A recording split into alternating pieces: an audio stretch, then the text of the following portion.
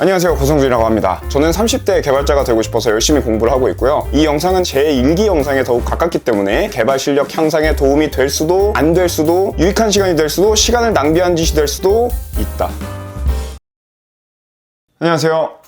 네, 오늘은 제가 비록 개발을 시작한 지 5개월 차밖에 안 됐지만 제가 느낀 개발자가 공부를 계속해야 되는 이유에 대해서 좀 말씀을 드리고자 합니다. 마침 또 이제 관련해서 생각나는 또 일화도 있고 이래서 아시는 분들은 아시겠지만 제가 이제 만든 어플리케이션 뭐 그게 프론트 쪽이든 아니면 백 쪽이든 간에 좀 리팩토링을 해야 되겠다고 저는 생각을 하고 있었어요. 그래서 지난주에 들었던 스프링 데이터 JPA 강의를 바탕으로 리팩토링을 좀 했거든요. 저는 솔직히 이걸 하면서 굉장히 놀랐었어요. 그 코드를 정리하는 방법 자체가 굉장히 혁신적인 거죠. 그러니까 예를 들어 제가 난 방을 청소하기 위해서 바닥을 쓸어야 돼, 이런 생각을 이제 하고 있었는데 갑자기 누군가가 이제 로봇 청소기를 갖다 준 느낌? 그러면은 전 로봇 청소기라는 거의 존재를 모르는 사람이라고 한다면은 당연히 내가 이거를 쓰레받기랑 뭐 빗자루랑 들고 와가지고 이렇게 쓸어 담아야 된다라고 생각을 하고 있을 거 아니에요. 근데 누군가가 갑자기 와서 나는 알지도 못하는 로봇 청소기라는 걸 갖고 와서 이거를 쓰면은 네 방 청소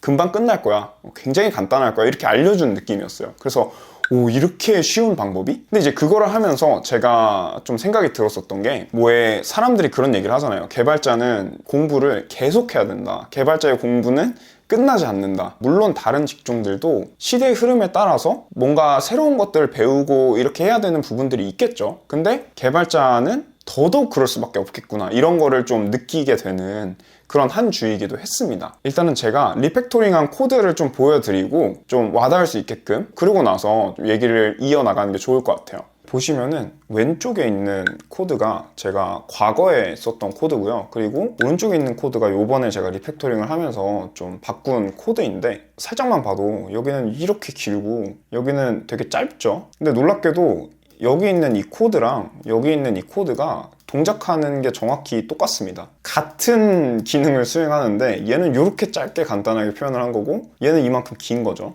약간 비유를 하자면 뭐 정확한 비유인지는 모르겠지만 이 왼쪽은 뭐 핸드폰을 쓸 때 미리 알림 같은 거 뭘 만들고 싶어요. 그러면은 미리 알림 앱 켠 다음에 뭐 날짜 설정하고 그다음에 뭐 알려줘 이렇게 한 다음에 저장을 하고 뭐 이런 방식이겠죠. 그러니까 하나하나 뭘 해야 되는지 알려주는 거고, 얘 같은 경우는 시리라고 생각하면 돼요. 뭐 시리야 뭐 9시 반에 침착맨 유튜브 보라고 알려줘, 이런 식으로 이제 하면은 그냥 알아서 침착맨 유튜브 보라고 알려달라고 하는 거구나, 그럼 내가 미리 알림 켜가지고 뭐 침착맨 유튜브 보기 뭐 타자 치고 그다음에 어떻게 해서 저장해야지, 이렇게 알아서 하잖아요. 그런 원리라고 생각을 하시면 됩니다. 그래서 진짜 이거 처음에 적용하고 이게 이렇게 간단해질 일인가? 제가 이런 식으로 코드를 다 짜놨단 말이에요. 이렇게 할 수 있다는 걸 알았을 때 약간 밀려오는 두 가지 감정. 너무 편하다, 진짜 빨리 이걸로 바꾸고 싶다, 지금 당장 바꾸고 싶다. 그리고 한편으로는 이 짓을 왜 했지 내가? 이런 이거 쓰는 거 굉장히 오래 걸렸는데, 여러분들한테는 한 페이지를 보여드리는 거지만 이렇게 굉장히 많잖아요. 여기 보시면은 이게 다 이런 류의 코드들인 건데 이렇게 할 수 있었다니, 나는 도대체 내 인생에서 몇 시간의 시간을 날린 것인가, 이런 생각도 좀 들긴 했는데 좋은 게 좋은 거니까 기본기를 닦았다 뭐 이렇게 생각을 하고, 그리고 요것도 지금 왼쪽이랑 오른쪽이랑 같은 코드거든요. 실제 양을 비교를 해보면 얘는 지금 보니까 375줄로 나오고요, 얘는 209줄로 나오네요. 반까지는 아니더라도 반 비슷하게 줄어든 건데, 이게 치는 코드의 양이 늘어나면 늘어날수록 이렇게 오른쪽처럼 편의성을 제공하는 그런 새로운 기술들을 접목을 시켰을 때 개발 효율이 굉장히 늘어난다라는 거를 우리가 유추할 수 있는 거죠. 이런 변화를 제가 몸소 경험을 하다 보니까 새롭게 나온 좋은 기술을 빨리 캐치하고 빨리 적용하는 게 개발자한테 정말 중요하겠구나, 이런 생각이 들었어요. 왜냐하면은 그걸로 인해서 개발자 한 명이 한 시간에 요만큼 할 수 있었던 일을 갖다가 이만큼 할 수 있게 되는 그런 변화가 생길 수도 있는 건데, 만약에 제가 그런 변화에 빨리 탑승하지 못해서 이걸 하지 못하면 굉장히 비효율적인 상황이 발생하겠죠.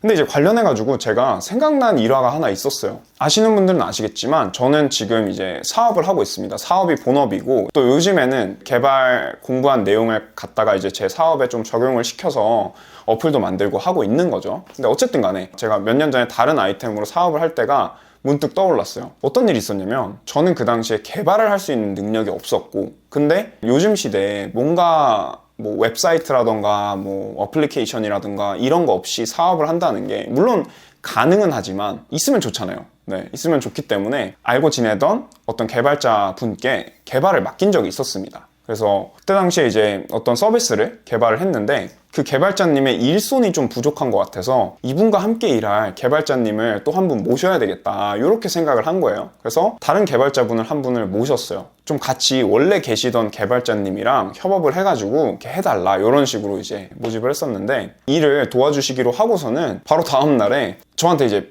말씀을 해주셨어요. 죄송하지만 이거 못하겠다. 그래서 왜 그러시냐? 왜 갑자기 우리 같이 이렇게 일을 하기로 했는데 왜 갑자기 그러시냐? 이렇게 했는데 원래 개발자분이 짜놓은 코드를 보고 되게 충격을 받으신 거예요.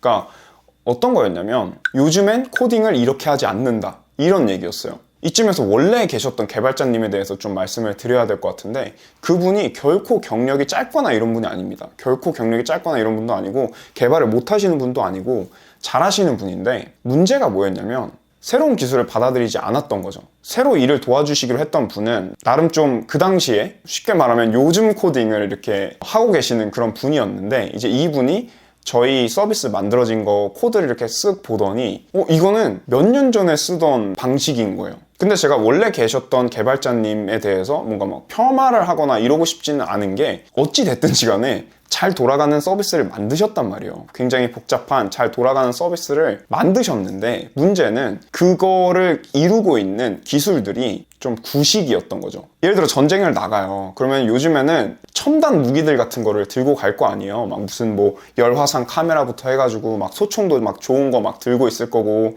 뭐 이렇게 해가지고 전투에 임할 텐데 원래 계시던 개발자분은 뗀석기 같은 거를 들고 뗀석기 같은 걸 들고 전쟁터에 나가는 거예요. 근데 문제는 뭐냐? 뗀석기 마스터기 때문에 뗀석기로 소총이랑 싸움이 되는 상황인 거죠.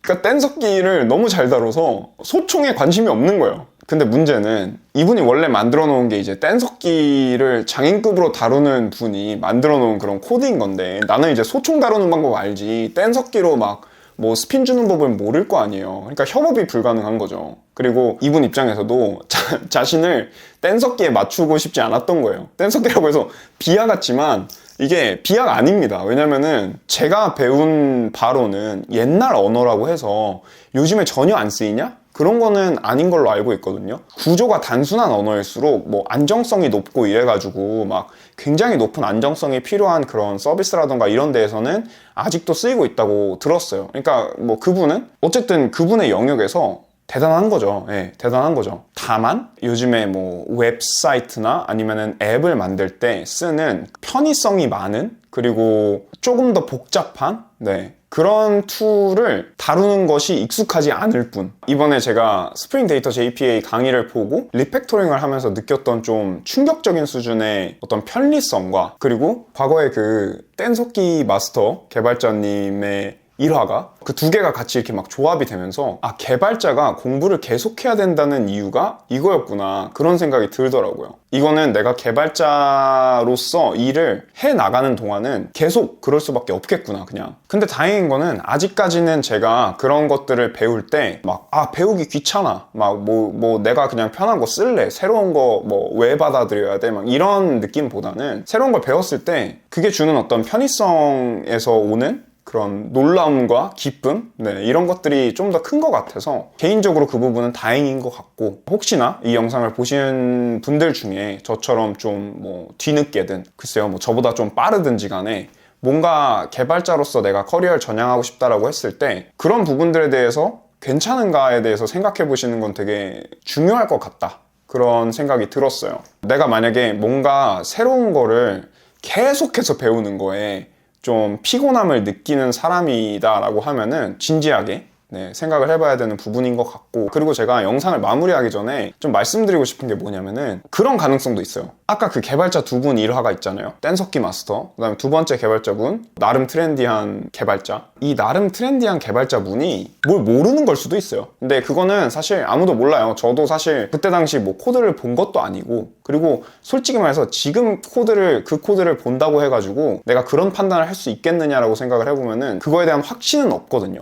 근데 개발자는 공부를 이래서 계속 해야 되는구나 라는 거를 느꼈다는 게 중요한 것 같아요. 그 사건의 전말과 관계없이 네, 그래서 오늘은 제가 지난주에 했었던 그런 리팩토링 과정과 그리고 그 과정에서 떠올랐던 제 과거의 일화를 좀 말씀을 드렸는데요. 오늘 영상은 이 정도로 간단하게 마무리를 하고 저는 다음 주에 또 뵙도록 하겠습니다. 다음 주에는 제가 듣고 있던 강의 스프링 데이터 JPA 끝까지 좀 듣고 그 다음에 바라는 바가 있다면 쿼리 DSL 조금이라도 좀 들은 상태였으면 좋겠어요. 왜냐면 이게 한번 새로운 거를 배워가지고 적용한다는 건 이런 맛이구나라는 거를 깨달은 입장에서 또 새로운 걸 배우면 이게 또 얼마나 나의 효율을 높여줄까 이런 게 좀 기대가 되기 때문에 좀 빨리 듣고 싶은 마음이 있어요. 근데 시간이 허락해줘야 할 수 있는 거겠죠. 네, 어쨌든 오늘 영상 이렇게 마무리하고 저는 다음 주에 또 뵙도록 하겠습니다. 감사합니다.